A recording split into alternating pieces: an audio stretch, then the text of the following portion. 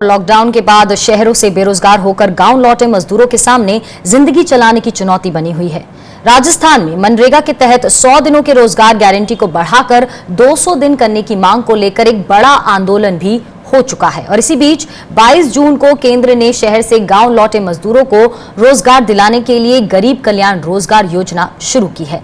इसका उद्घाटन पीएम मोदी ने किया है और इसे बिहार, उत्तर प्रदेश, मध्य प्रदेश, राजस्थान, झारखंड और उड़ीसा के 116 जिलों में लागू किया जा रहा है।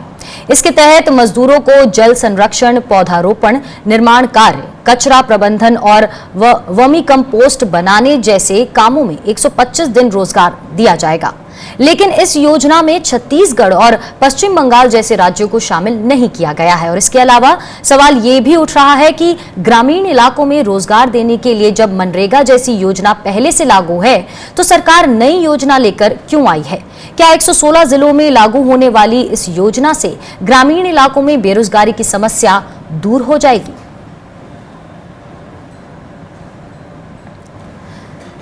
और इसी मसले पर बातचीत करने के लिए हमारे साथ मौजूद हैं किसान मजदूर शक्ति संगठन के संस्थापक सदस्य निखिल डेजी।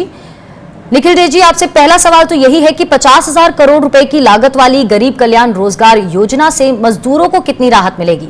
125 दिन के काम से कितना भला हो पाएगा? और क्या मनरेगा में ही विस्तार किया जाता तो अच्छा था या फिर नई योजना लाना ज्यादा बेहतर है? ये हाल ही में प्रधानमंत्री द्वारा उद्घाटन किया हुआ गरीब कल्याण रोजगार योजना, उसमें लगभग सरकार कह रही है कि 50,000 करोड़ की लागत से ये नई योजना शुरू की गई है। सच पूछो तो ये नई योजना नहीं है, क्योंकि ना तो इसमें पैसे कुछ नए आए हैं, ना कुछ नई किस्म के काम आए हैं। पुराने काम और जितना पैसा के पहले लागत था उसी को जोड़ा है और ये रोजगार योजना किया है। अब केवल इसमें कहा जा रहा है कि जो प्रवासी मजदूर हैं वो उनको इस काम में लगाया जाएगा, लेकिन उनको लगाएंगे जो पहले मजदूर लगने वाले थे इस काम में, उनका क्या होगा?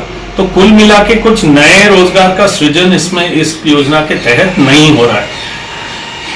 कई लोगों का पूछना है तो फिर ऐसा ही कर रहे थे कि तो मनरेगा को क्यों नहीं मिला देते इसमें।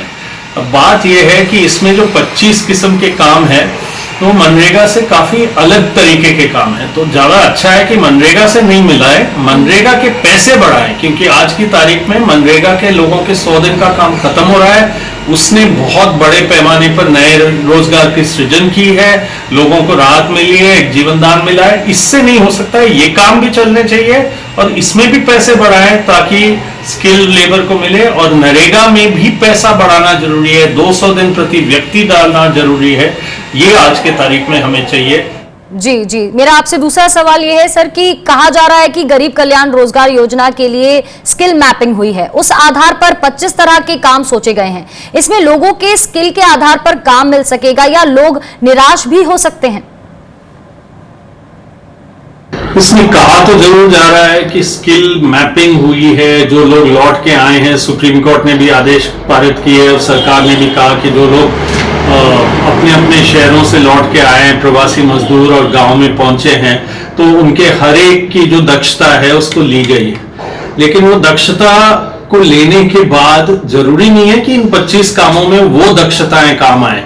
हम यदि उस दिन प्रधानमंत्री ने जिस दिन उद्घाटन किया तो एक व्यक्ति ने कहा कि मैं प्लेट फैक्ट्री में काम कर रहा था, प्लेटों के उनके पति काम कर रहे थे, तो वो कैसे जाएंगे इन 25 योजनाओं में जहां घर बन रहा है या स्वच्छ भारत का टॉयलेट बन रहा है या ऑप्टिकल फाइबर लाइन खुद रहा है, उसमें पहले से दक्षता वाली लेबर लगी हुई है। तो के घर में अपना घर बनाना, उसमें ये प्रवासी मजदूरों को लगाना आसान नहीं होने वाला है। तो वैसे ही इस पूरी नई योजना को भी स्टेबलाइज होने में टाइम लगने वाला है।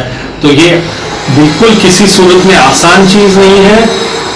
और जो बनी बनाई योजना है जिसके तहत ये 50,000 करोड़ है, वो 125 दिन में खर्च हो पाएंगे, वो भी एक बहुत बड़ा सवाल है। और कितने 25,000 मजदूरों में से कितनों को मजदूरी मिल पाएगी, ये आगे देखना पड़ेगा और उनको मिलेगी तो जी जी जी निखिल जी, मेरा एक आखिरी सवाल आपसे ये है कि एक जिले में जहां 25,000 श्रमिक वापस आए हैं, वहां से शुरुआत हुई है, कहा जा रहा है कि बिहार के सबसे ज्यादा जिलों को शामिल किया गया है और इसमें कुछ राज्य भी छोड़ दिए गए हैं जैसे कि छत्तीसगढ़।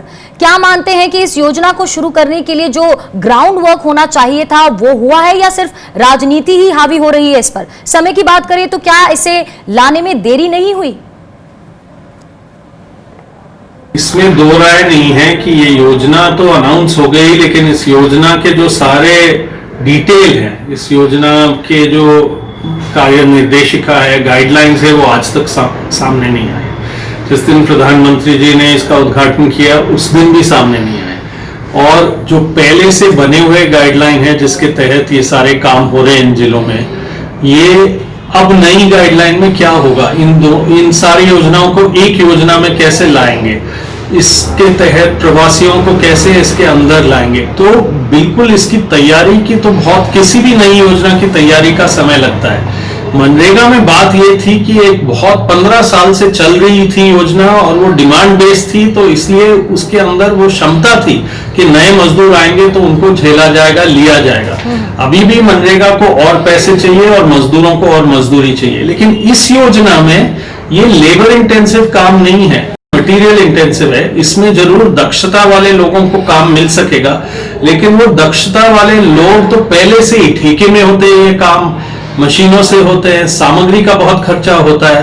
तो केवल मजदूर, इसको मजदूर कल्याण योजना का नाम दे रहे हैं और कह रहे हैं कि मजदूरी सृजित होगी। मजदूरी पहले से सृजित है, उसकी खपत पहले से हो रही है। वो ठेकेदार कैसे उन लोगों को निकाल के इन लोगों को डालेंगे, नई सृजन कैसे होगा, और ये लोग भी, इनको पर्याप्त रोजगार कहां से मिलेगा।